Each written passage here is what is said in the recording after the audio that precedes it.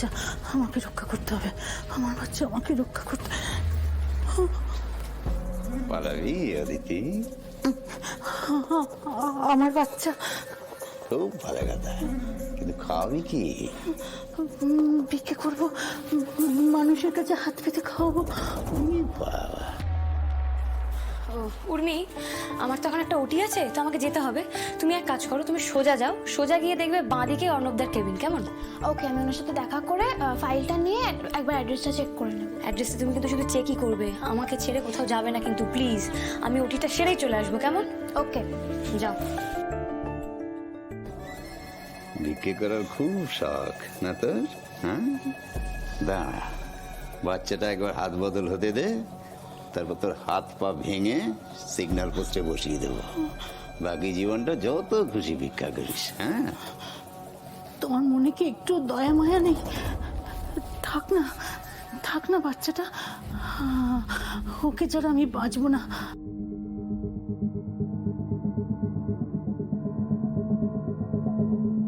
ক্লায়েন্টের সঙ্গে ডিল হয়ে গেছে, এখনো ছাড়া যাবে না।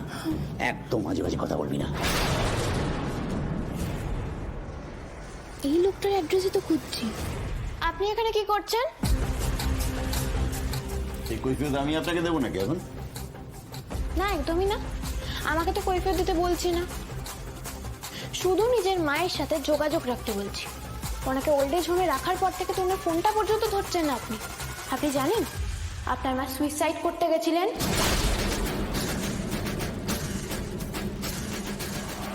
মা এখন কেমন আছে? ব্যাস এইটুকুই, আর কিছু জানার নেই, বোঝার নেই, কিচ্ছু বলার নেই।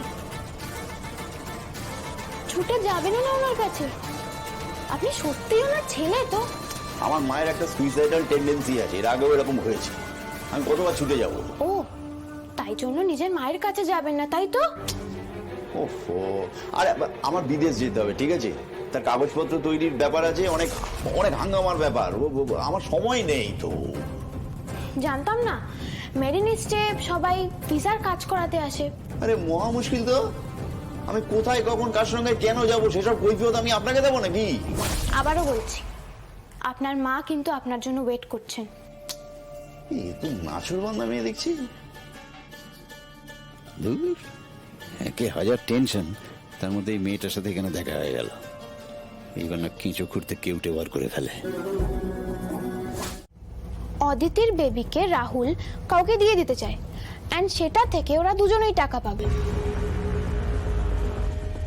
বাট অদিতি তার নিজের বেবিকে নিজের কাছেই রাখতে চাইছে। দেখ, খটকা তো অনেকগুলো আছে। আর প্রতিমা দিদা তোকে কি বললো? ওনার ছেলে বিয়ে করেনি। আমি তো তোর সামনেই কনফার্ম করলাম। যদি দিদার ছেলে রাহুলের বিয়ে না হয়ে থাকে তাহলে অদিতিকে। আর অদিতি তো আমাকে কনফার্ম করলো যে ওরা স্বামী স্ত্রী। ব্যাপারটা কিন্তু খুব কমপ্লিকেটেড, তাই না? দেখে তো মনে হচ্ছে এদের মধ্যে কেউ একজন মিথ্যে কথা বলছে। দিদার মিথ্যে বলার এখানে কোনো জায়গা নেই। মিথ্যেটা বলছে রাহুল, আর অদিতি রাহুলকে সাপোর্ট করছে। হ্যাঁ, বাট এমনও তো হতে পারে যে ওনার হাত পা বাঁধা। মেরিনিস্টে একটা অনেক বড় স্ক্যাম চলছে।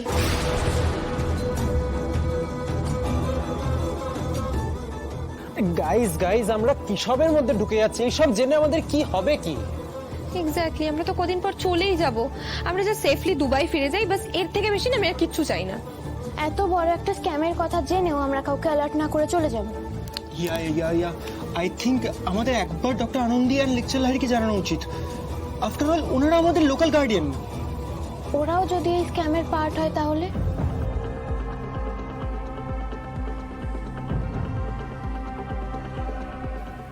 এটা তো মাস্ট।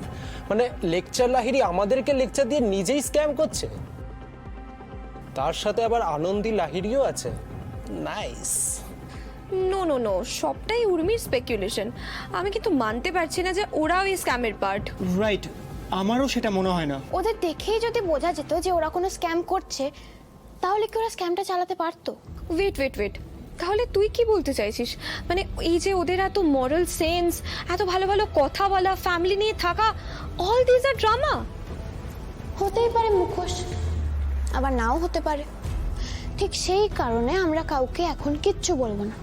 জাস্ট নিজেদের মতো করে ইনভেস্টিগেট করতে থাকবো। Exactly my point. এসব করে কি হবে?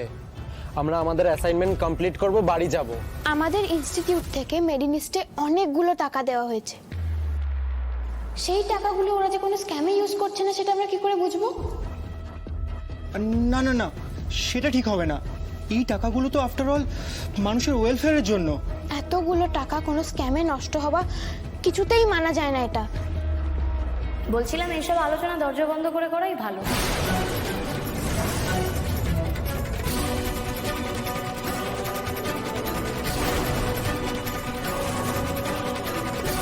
আমি যে দরজাটা বন্ধ করলাম না, কি শুনেছে কে জানে।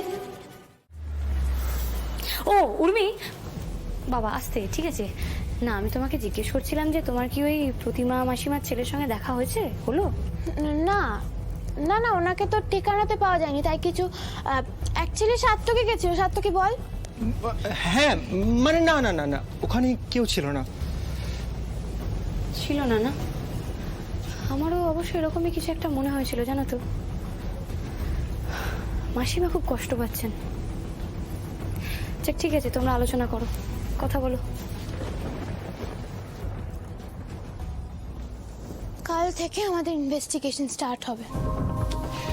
হোয়াট এভার গাইস, স্ক্যাম হলেই বা কি, আটকাতে তো আর পারবো না। দেখাই যাক না পারি কিনা। তবে কাল আমি একা যাব।